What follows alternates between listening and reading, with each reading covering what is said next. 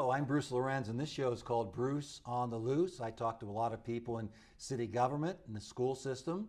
We did several shows on Habitat for Humanity, and they are constructing a second house on Durling Drive, and we're really happy to see that, as well as Warrior's Journey Home. Dr. Schlegel from Talmadge and also Peggy Hegbar from Trinity Church were coordinating that. And we did two shows in regards to that and trying to get our soldiers back into society. Allie Zwisler is with us today, and she's an intervention specialist at Overlook School, and I have to admit, one of my fine student teachers. And Allie, you were probably one of the most organized that I ever had the chance to deal with. Oh, I appreciate that, Bruce. I still appreciate our time together so much. It was a lot of fun. Well, tell us about student teaching then. I think you were at Franklin Elementary School, and what was that experience like? Oh, I truly had a remarkable student teaching experience. I was with Barb Crooks, was my mentor teacher, and she's still a very good friend to this day. I look forward every time I see Barb, just kind of in our professional development or however we may. I was in a conference with her this week, and we still collaborate even though we're not in the same building, but we still can connect and share stories and just support each other with ideas and just various components of the profession.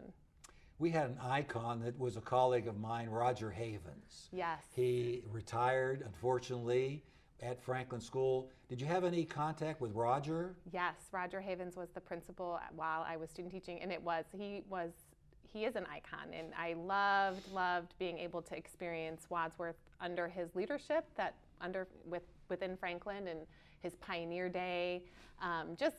What he incorporated into the school, I learned so much. He was a mentor to all of the student teachers there I remember he gathered all of us into the library and was just very generous in how we, proceeded into the profession, how we carried ourselves, what tips and advice he could give us, whether it was interviewing or just, establishing your classroom. He was very hands-on. Very hands-on. I was going to say that certainly is a segue. He really had maple syrup, and yes. He did so many activities yes. that we do in the eastern part of Ohio, and they take real pride in Geauga County in making that maple syrup. And our kids sometimes may not venture out of Medina County, and they really learn a lot through hands-on activities. Truly, and I remember one of my students in particular, he was very interested in the 3D printer. And so we had that opportunity to kind of set that up for him, and he would one-on-one kind of how it worked and what he could make, and it was just a really big motivator just to experience that and learn more about it. Could you tell us some of the tasks of an intervention specialist? What exactly do you do during the day? Oh gosh, and I would say the asterisk here is every day could be a little bit different, and that's what a hallmark of the job. I'm sure a lot of other intervention specialists would agree to. Truly, I have to collaborate first and foremost with the teaching staff and in ways to support the students across multiple settings and really work in that component within the classroom, as well as maybe a separate area for that it's specially designed instruction, what we offer our students, and it's individualized, just like the IEP kind of lays out. So that's another big component of being an IS is just the IEP process. It's an individualized education plan that the intervention specialist writes, and we tailor it to the strengths and the needs of the student and put it into action.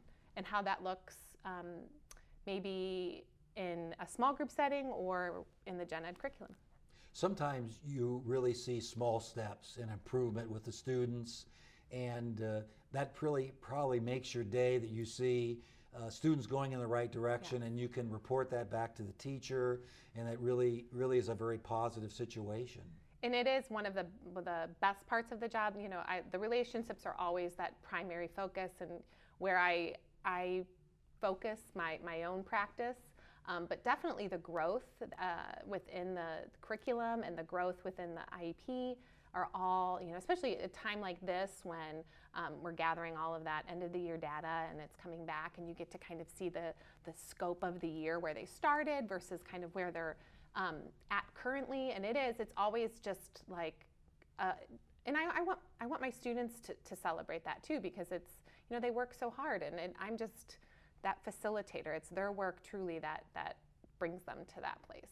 Can you tell our audience exactly what an IEP is and how the parents are an integral part of that? Absolutely. So an IEP is an individualized education plan, and how it is kind of brought together, it's a team effort. It's comprised of typically the gen ed teacher, the general education teacher, the intervention specialist, any other related staff that might be needed, the speech therapist, the occupational therapist, the physical therapist, depending on the needs.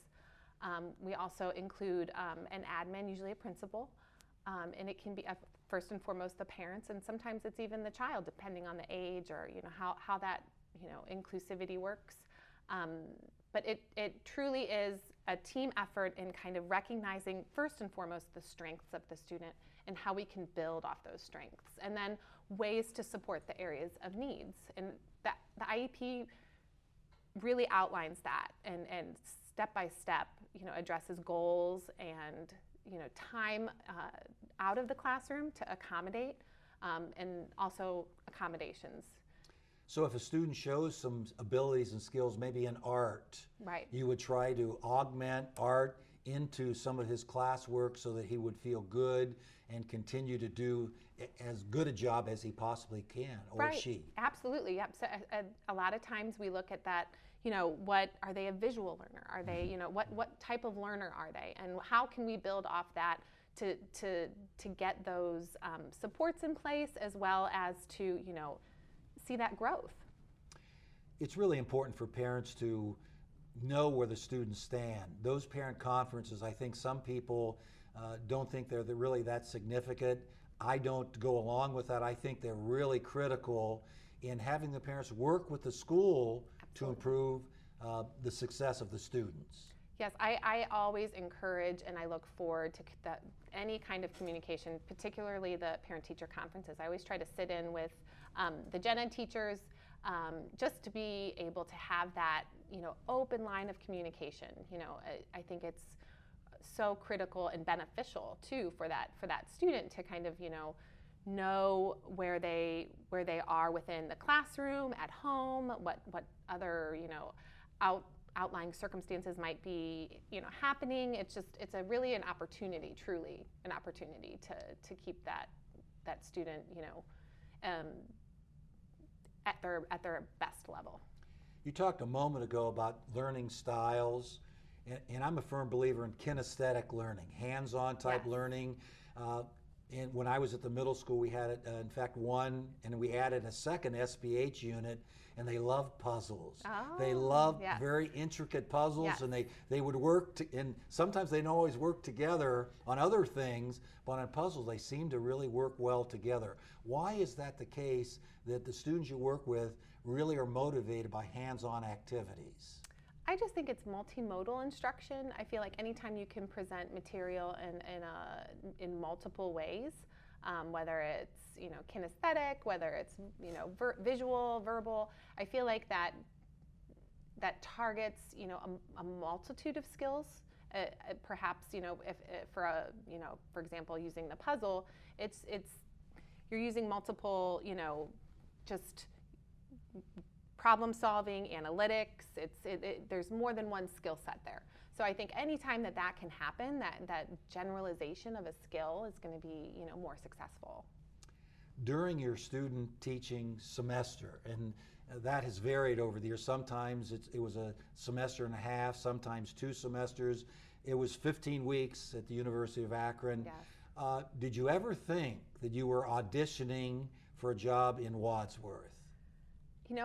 There's a funny story with that, because as I applied for student teaching, the University of Akron had you fill out like an application of sorts, and just kind of getting your parameters, if you will, like where you lived, so it was convenient for you.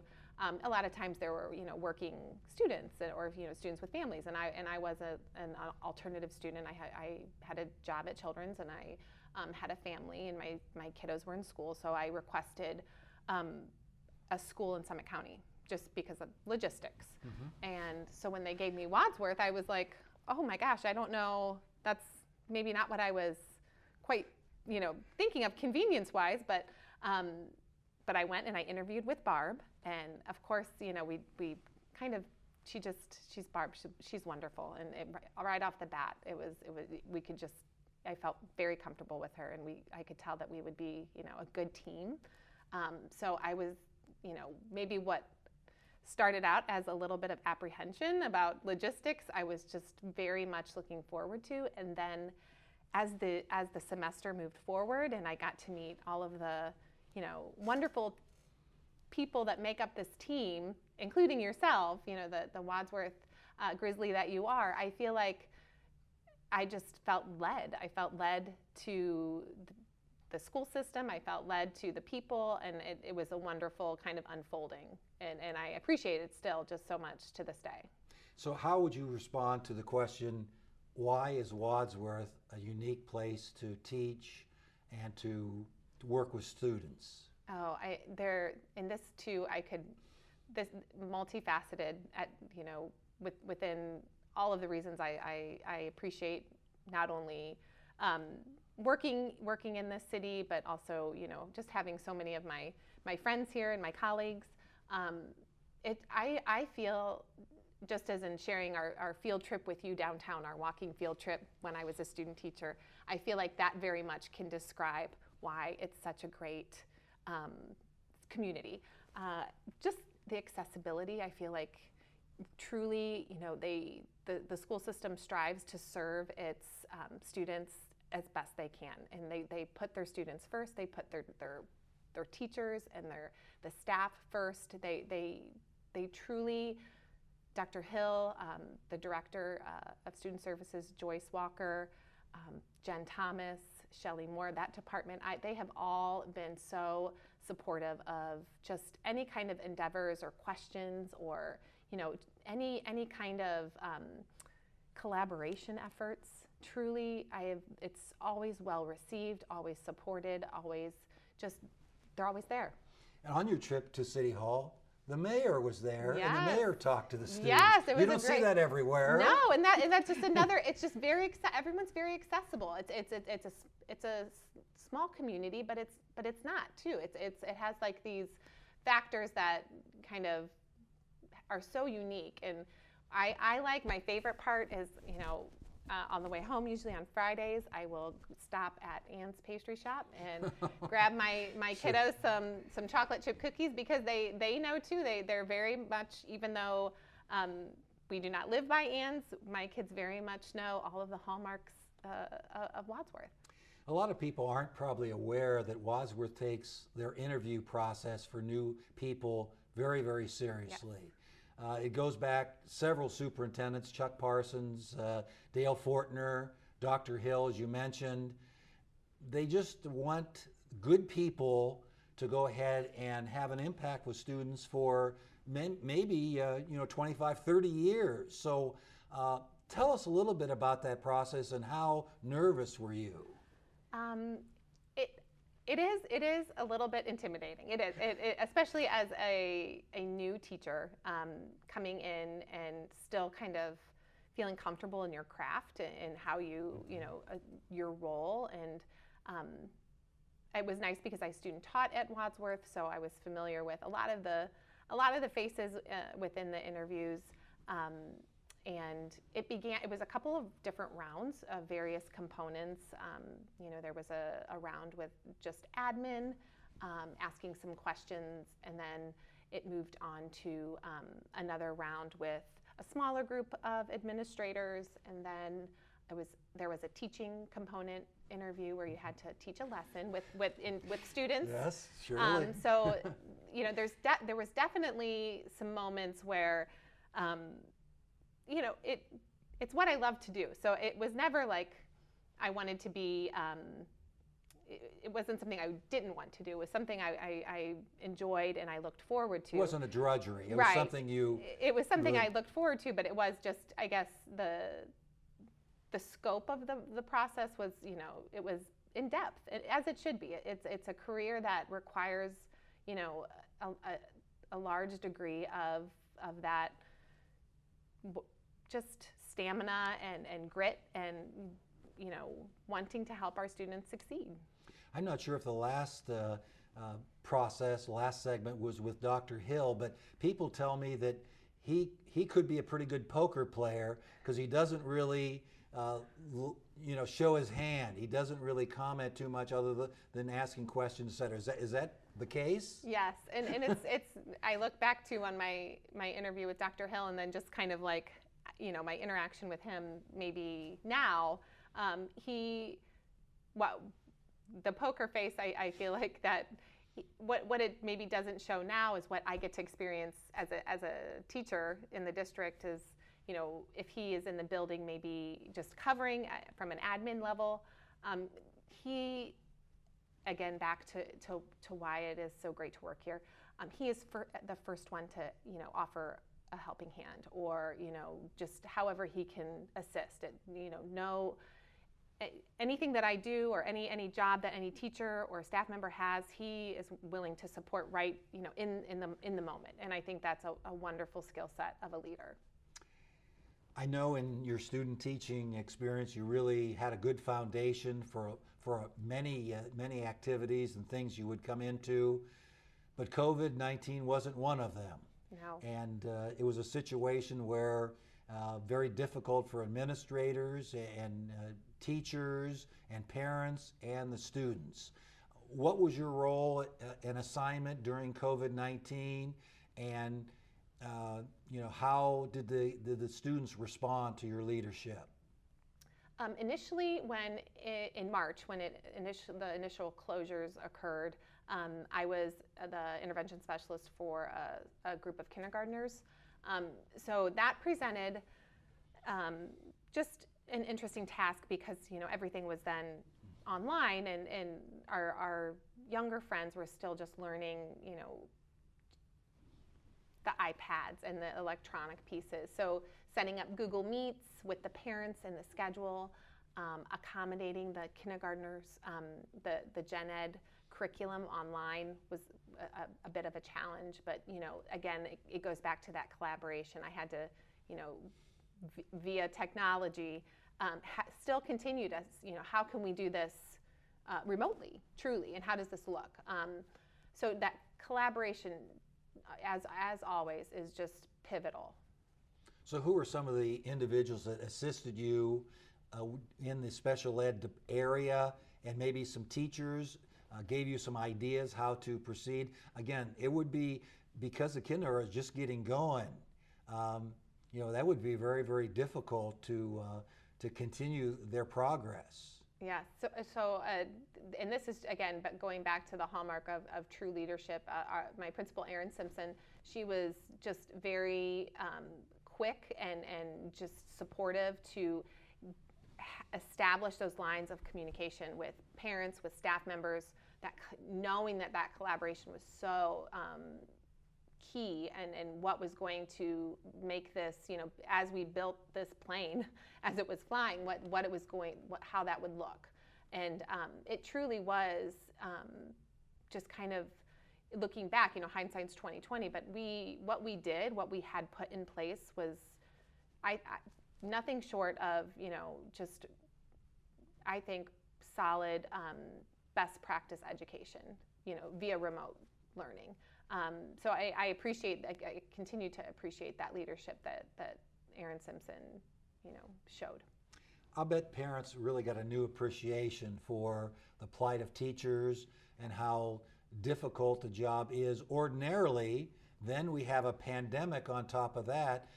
I'm sure many parents, in fact, there was a recent Marist poll and NPR poll that 88% of the parents responded that they thought that their school was doing a good job.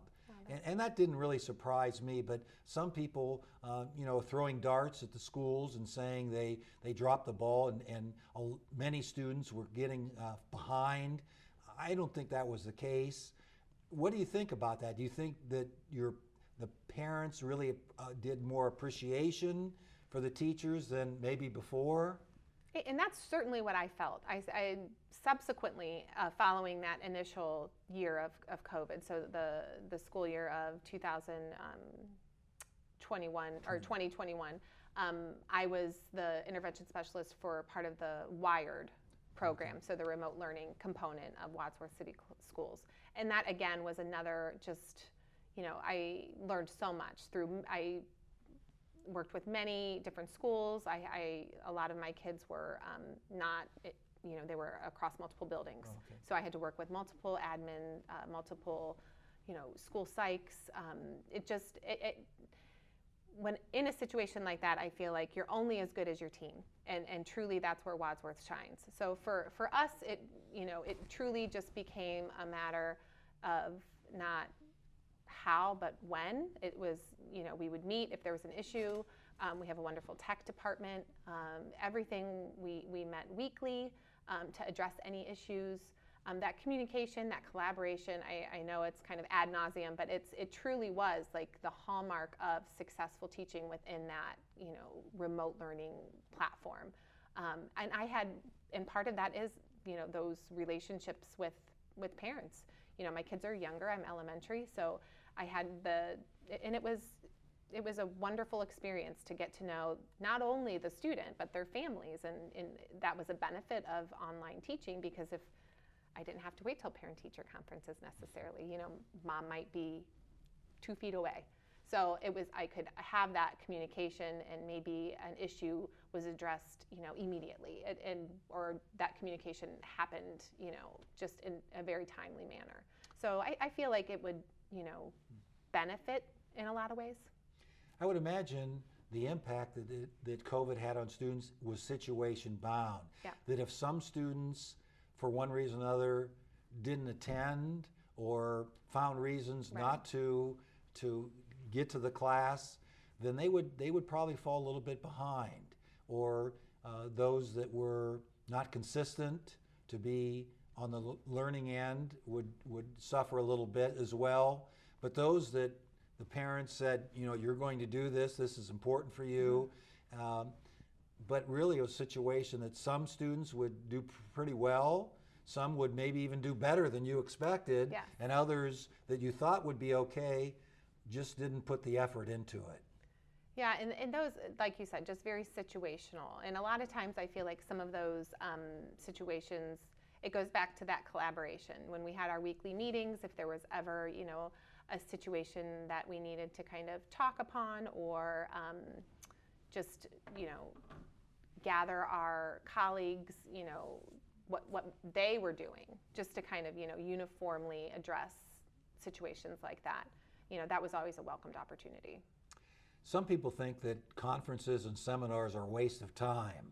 I, on the other hand, and other people think that you grow and you learn, there's new things out there, and you can go ahead and adapt. And as you say, you deal with other teachers and other buildings during COVID.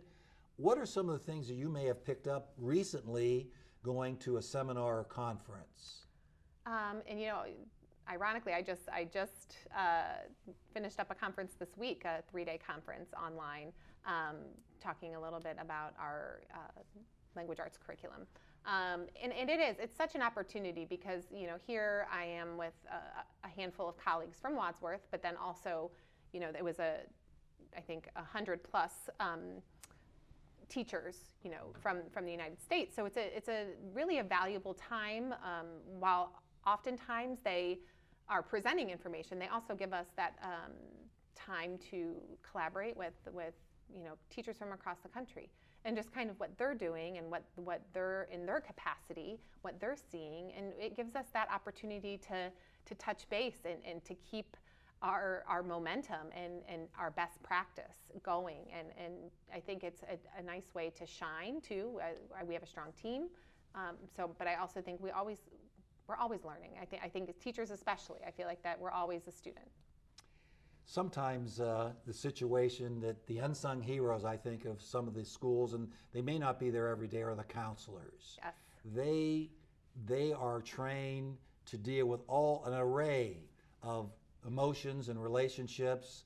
And how would you use, and how have you used counselors thus far in your career? Well, going back to that IEP team, a critical component as well, and a critical component to our school team.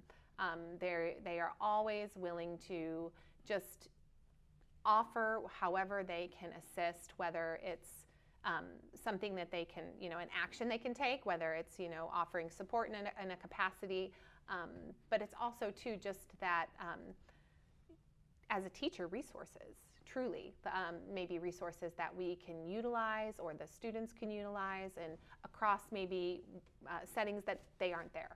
So it goes back to the collaboration and teachers sharing their just ability to share with each other and what that looks like across multiple grade levels, multiple settings.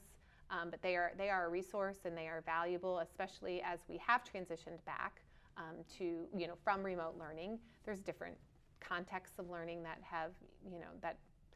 haven't always been maybe optimal. So I think utilizing that has been valuable. Allie Zwisler, thank you very much for taking time out of your busy schedule and joining us. Thank you for having me. I learned a lot of information again. Thank you. Just same as you were a splendid student teacher. Thank you very much. I appreciate that, Bruce. You were a splendid mentor. Well, thanks so much, and I do appreciate it. And thanks for viewing Bruce on the Loose, and we'll have another good guest coming up.